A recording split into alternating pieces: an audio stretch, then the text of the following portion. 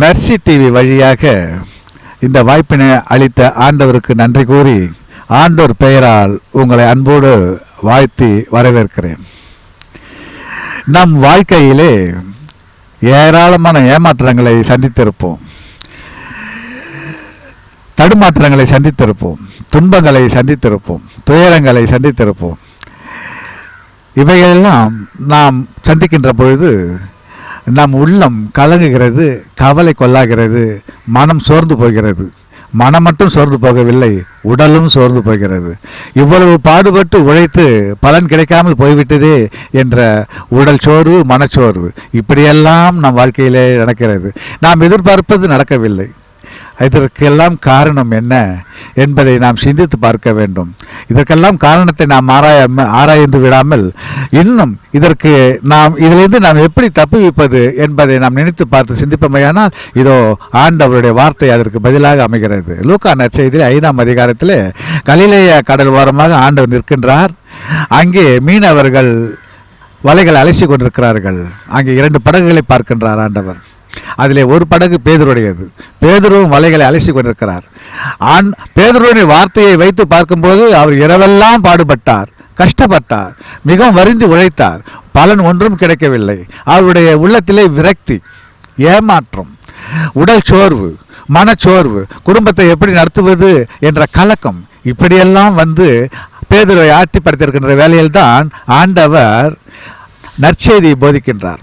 நற்செய்தியை கேட்பதற்கு மக்கள் எல்லோரும் பெரும் கூட்டமாக கூடி ஆண்டவரை நெருக்குகிறார்கள். அந்த நெருக்கத்திலிருந்து விடுபட்டு தனியே செல்ல சிறிதே படகை தள்ள சொல்லி பேதுருவிடத்தில் ஆணையிடுகின்றார். பேதுருவும் செய்கின்றார். படகில் இருந்தவாறு ஆண்டவர் அவர்களுக்கு போதிக்கின்றார். வலைகளை அலசி கொண்டு நாம் பெரும்பாலும் நம் வீடுகளிலே சாதாரணமாக தொலைக்காட்சியை பார்த்து கொண்டிருப்போம். அப்போது நாம் ஏதாவது ஒரு வேலை செய்து கொண்டிருப்போம், சமையல் செய்து கொண்டிருப்போம், அல்லது வேலை ஏதாவது செய்து கொண்டிருப்போம். அப்படியெல்லாம் இருக்கும்பொழுது நாம் என்ன பண்ணுவோம், தொலைக்காட்சியை பார்த்து கொண்டே நாம் சமையல் வேலைகளை செய்து கொண்டது வழக்கம். அதே போலத்தான் பேதுருவும் அன்று செய்தார். ஆண்டவருடைய வார்த்தைகளை கவனித்து கொண்டே வலைகளை அலசி கொண்டிருந்தார், வலைகளை பழுது பார்த்து கொண்டிருந்தார். காரணம் என்ன? ஆண்டவருடைய வார்த்தை என்ன சொல்லுகிறது என்பதை ஆழ்ந்து அறிந்து சிந்தித்து கொண்டிருந்தார். அந்த வார்த்தை பேதுருவுக்கு புது உற்சாகத்தை கொடுத்தது. அந்த வார்த்தை பேதுருவுக்கு ஒரு புது ஆற்றலை கொடுத்தது. அந்த வார்த்தை பேதுருவுக்கு ஒரு உத்வேகத்தை கொடுத்தது.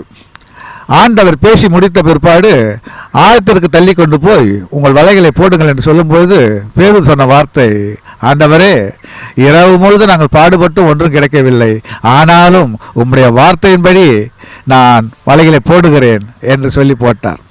மனச்சோர்வை நீங்கிய ஆண்டுடைய வார்த்தை, மனச்சோர்வை நீக்கியது ஆண்டுடைய வார்த்தை, மன ஆற்றலை கொடுத்தது ஆண்டுடைய வார்த்தை, ஏமாற்றத்தை தவிர்த்தது ஆண்டுடைய வார்த்தை. அதனால்தான் ஆண்டவருடைய வார்த்தைகளை நாம் கூர்ந்து கவனிக்க வேண்டும் என்று.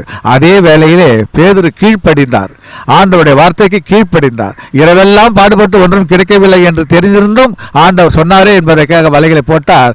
ஏராளமான மீன்களை பிடித்தார். வலைகள் கிழிய தொடங்கி மற்ற படகுகளுக்கு செய்கை காட்டி அவர்களே வர வைத்தார் என்று ஆண்டவருடைய வார்த்தை சொல்லுகிறது. இதிலிருந்து என்ன தெரிகிறது?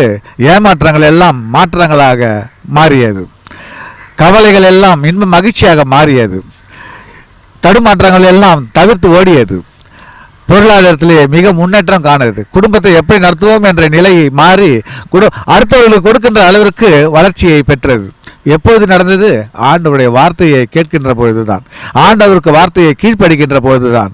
நாம் எப்போதுமே ஆண்டவருடைய வார்த்தைகளை கூர்ந்து படித்து தியானித்து சிந்தித்து அதன்படி வாழ்கின்ற பொழுது ஏராளமான ஆசீர்வாதங்களை பெற்றுக்கொள்வோம். இந்த தவக்காலம் அதற்கு ஒரு சிறந்த முன் உதாரணமான ஜப காலமாக அமைய நாம் அனைவரும் ஆண்டவருடைய வார்த்தைகளுக்கு கீழ்ப்படிந்து ஆண்டவர் என்ன சொல்கிறாரோ அதை செய்து ஆண்டவர் விரும்புவதை நாம் அவருக்கு காணிக்கை கொடுப்பதே நாம் அவருக்கு கொடுக்கின்ற காணிக்கை. இதை உணர்ந்தவர்களாய் நாம் வாழ்வோம். ஆமேன்.